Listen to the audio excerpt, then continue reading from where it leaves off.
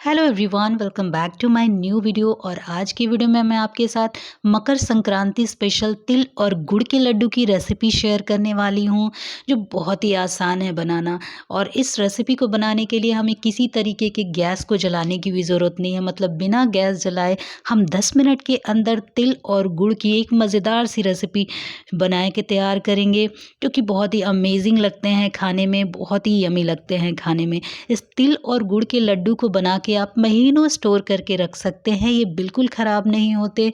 और ये तिल और गुड़ के लड्डू सिर्फ 2 से 3 इंग्रेडिएंट्स के साथ बन के तैयार हो जाता है, झटपट बन के तैयार हो जाता है। 10 मिनट में इसे आप बना करके इसे आप फैमिली एंड फ्रेंड्स के साथ एंजॉय कर सकते हैं, और ये खाने में सुपर यम्मी और सुपर टेस्टी लगते हैं।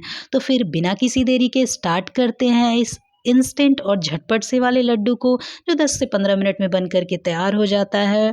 तो स्टार्ट करते हैं इस अमेजिंग से लड्डू की रेसिपी को बनाना।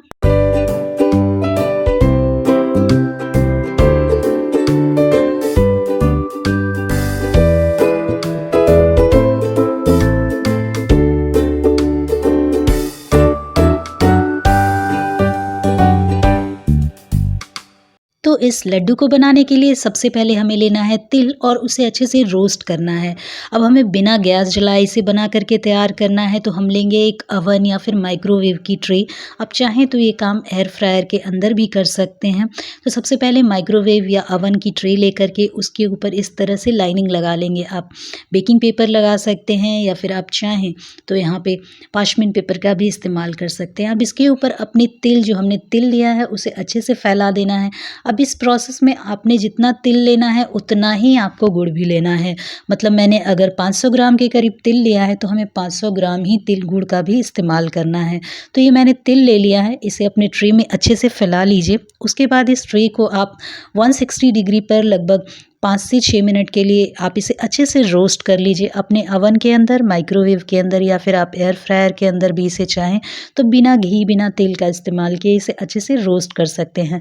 मतलब तिल को हमें ड्राई रोस्ट करना है। तो ये देखिए 4 से 5 मिनट हो चुके हैं और हमारा तिल जो है वो हल्का रोस्ट हो चुका है। इसे अच्छे से चला लीजिए और एक बार और इसे अच्छे से रोस्ट कर लीजिए। मतलब कुल मिलाकर के 5 से 6 मिनट में आपके जो तिल हैं वो बिल्कुल अच्छे से ड्राई रोस्ट हो जाएंगे। उसे ठंडा करना है, और ठंडा करने के बाद अपने मिक्सर जार के अंदर इसे ट्रांसफ़र करके और इसे हमें बारीक कूट लेना है। मतलब कि आप चाहें तो इसे बारीक पाउडर फॉर्म की तरह बना सकते हैं, या फिर आप चाहें तो इसे दरदरा कूट लीजिए।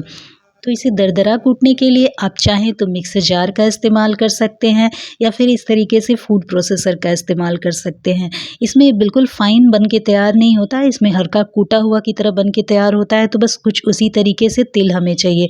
तो बस इस तरीके से आप इसको फूड प्रोसेसर के अंदर डाल लीजिए। अगर आपके पास फूड प्रोसेसर नहीं है तो आप ये प्रोसेस मिक्सर जार के अंदर भी कर सकते हैं। तो बस इस तरीके से इसे कूटना है हमें, बिल्कुल पाउडर की तरह बना करके नहीं तैयार करना। तो बस इस तरीके से कूट लीजिए, और ये देखिए हमारा जो तिल है वो बिल्कुल अच्छे तरीके से कूट करके तैयार हो चुका है। तो बस अभी से हम रखेंगे अपने प्लेट के अंदर। अब सेम जार के अंदर हमें गुड़ ले लेना है, और गुड़ को भी हमें बिल्कुल तिल की तरह ही अच्छे से कूट करके तैयार कर लेना है। मतलब इसे भी हमें बहुत बारीक नहीं करना, बिल्कुल पेस्ट नहीं बनाना, लेकिन इसे भी अच्छे से कूट लेना है, दरदरा कूट लेना है हमें। तो हमने जितना तिल लिया है उतना ही हमें गुड़ लेना है, और इन दोनों को हमें इस तरीके से फ़ाइन कूट करके तैयार कर लेना है। तो मैंने गुड़ को भी अच्छे से कूट करके तैयार कर लिया है। तो ये देखिए, अगर आप तिल ज़्यादा ले लेंगे और गुड़ कम लेंगे तो इसके लड्डू बनने में मुश्किल होगी, बन नहीं पाएगी। और आपके जो तिल हैं वो, उसकी वजह से, तिल ज़्यादा होने की वजह से आपके जो लड्डू हैं वो थोड़े कड़वे हो जाएँगे। तो बस आपको जितना गुड़ लेना है उतना ही तिल लेना है, इस बात का आपको ध्यान रखना है। चलिए आगे बढ़ते हैं। अब एक बड़े से परात के अंदर हम इन दोनों को ऐड कर देंगे। मतलब हमने जो तिल कूट करके रखा था उसे, और हमने जो गुड़ कूट करके रखा था उसे, इन दोनों को हम मिला लेंगे। अब इस स्टेज पे आप चाहें तो अच्छे फ्लेवर और अच्छे टेस्ट के लिए थोड़ा-सा, क्योंकि हम एक देसी मिठाई बना करके तैयार कर रहे हैं, तो हमारे देसी मिठाई में हमेशा घी का इस्तेमाल होता है। तो आप इस स्टेज पे चाहें तो 1 चम्मच के करीब घी का इस्तेमाल कर सकते हैं, उससे इसका टेस्ट और फ्लेवर जो है काफ़ी अच्छा हो जाएगा और बढ़िया हो जाएगा। लेकिन ये घी टोटली ऑप्शनल है, आप चाहें तो घी का इस्तेमाल कर सकते हैं। तो इस तरीके से गुड़ और तिल को अपने हाथों से अच्छे से मिक्स कर लेना है। अब अगर आपने तिल को फाइन कर दिया है, बिल्कुल बारीक कर दिया है, तो आप चाहें तो रोस्ट किए हुए थोड़े से तिल ऊपर से ऐड कर सकते हैं, जिससे कि ये मार्केट के तिल वाले लड्डू की तरह ही बन के तैयार होते हैं। तो थोड़े से ऊपर से ये रोस्ट किए हुए तिल को मैं ऐड कर रही हूँ, जिससे ये देखने में भी अच्छे लगते हैं और तिल का टेस्ट बहुत अच्छा आता है। तो थोड़े से रोस्ट किए हुए तिल को ऐड कर दीजिए, 2 से 3 चम्मच के करीब तिल ऐड कर देना और इन सबको अच्छे से मिक्स करना है। अब जब गुड़ और तिल अच्छे से मिक्स हो जाए तो अपने हाथों में थोड़ा-सा घी ग्रीस कर लेंगे और उसके बाद इसके गोल-गोल लड्डू बना कर के तैयार कर लेंगे। तो ये देखिए, बहुत ही आसानी से ये लड्डू बन कर के तैयार हो जाते हैं और इस लड्डू को आप लंबे समय तक स्टोर करके रख सकते हैं, क्योंकि इसमें हमने कोई पानी का इस्तेमाल नहीं किया है, कोई दूध का इस्तेमाल नहीं किया है।